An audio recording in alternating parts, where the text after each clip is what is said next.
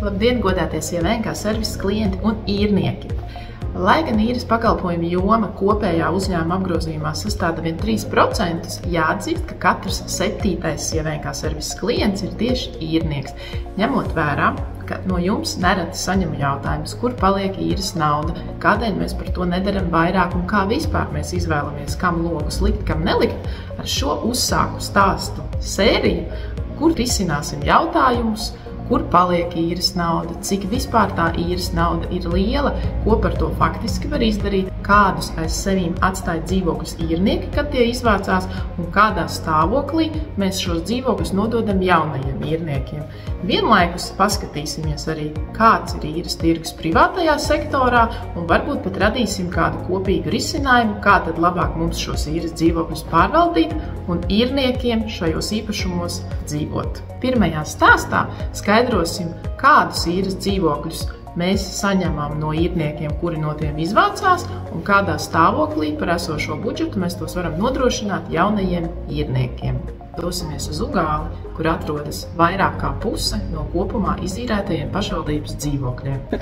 Šodien esmu atbraukusi uz Ugāli pie īres dzīvokļu galvenās saimniecītes, kas, ja jūs esat īrnieks, visticamākais jūs esat Gitu saticis, jo Gita ielaiž dzīvoklī un arī palīdz dzīvokli atbrīvot, un mēģināsim noskaidrot, kādi tad īstenībā ir īres dzīvokļi, kurus īrnieki atstāja, un kādā stāvoklī mēs šos īres dzīvokļus īrniekiem cenšamies nodrošināt. Gita, kad mums visbiežāk atbrīvojās īres dzīvokļi? Patreiz mums atbrīvojas ļoti daudz mirušo dzīvokļi, kuriem nav bērnu, kuriem nav radinieku, un tā sadzīve viss arī paliek.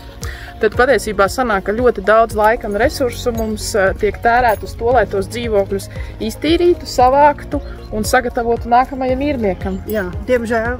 Un kur mēs liekam to sadzīvi, kas mums ir jāizvāc no dzīvokļiem? Mums ir lielie konteineri.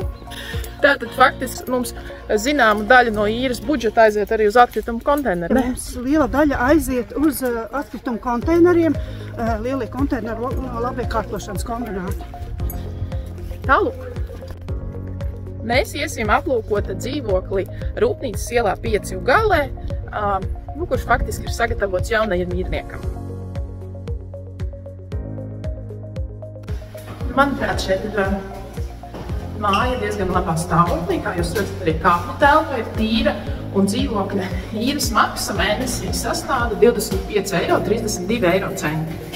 Lūk, viens no īres dzīvokļiem, kurš ir atstāts salīdzinoši daudzums ciešamā kārtībā, bet radiatori bija dzīvokļi nolikti blakus, tie šobrīd pielikti atpakaļ.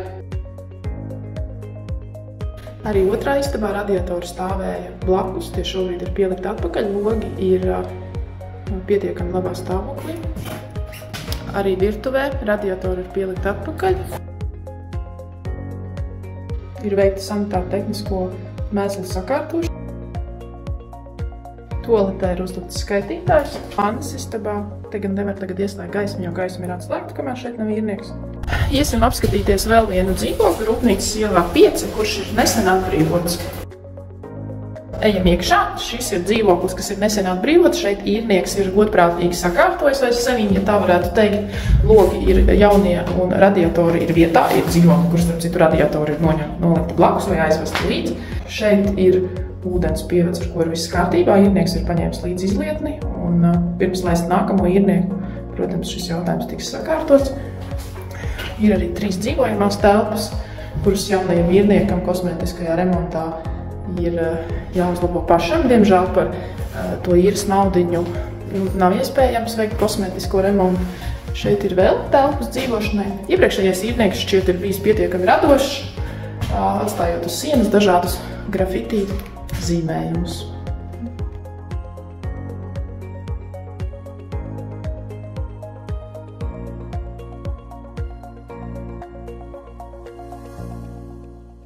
Projekta ietvaros Rūpnīcas ielas 6 koplietošanas telpas jau ir sakārtotas. Šis ir dzīvoklis, ko mēs ir izvācām. Tālāk mēs redzēsim apskatīt nākamo īres dzīvokli, kurš ir pieejams īrniekiem par īres maksu 15 eiro mēnesī. Atstājam, ja nākošais īrnieks viņu apmierina, tad mēs vietu atstājam un nevedam ārā. Jā. Un Vita, kādas ir biežākās īrnieku sūdzības par īres dzīvokļiem? Jā, visāds problēmas ir. Grib, lai mēs atjaunojam, tā kā īres līgumā ir iekšā, ka cilvēkam pašam jāremontē. Jā. Cilvēks jau to īres līgumu neizlasa, un viņam liekas, ka tas viss jādara mums. Protams, ir vēlas, lai mēs mainām podus, mainām krānus, izlietnes. Pirmo reizi, kad mēs dzīvokli sagatavojam īrei, mēs uzliekam podu jaunu. Ja ir sliktā stāvoklī, mēs uzliekam jaunu. Jā. Savukārt, ja pods nolietojās īres līguma laikā, tad patiesībā tas ir īrnieka pienākums veikt šo Jā, tad viņam instalācijas pods jāmaina pašam par saviem līdzekļiem. Mēs ļoti gribētu darīt vairāk par īres naudām, bet, diemžēl, tad ir jādomā par to, vai tā īres maksa esošā ir adekvāta par 1 kvadrātmetru. Paldies, ja noskatījāties līdz beigām. Rakstiet komentāros savus jautājumus, dodiet ziņu, vai tas jums bija aktuāli, kā arī laikojiet video, ja vēlaties, lai turpinam šo stāstu sēriju un skaidrojam jums arī pārējos neskaidros jautājumus. Paldies! Atā!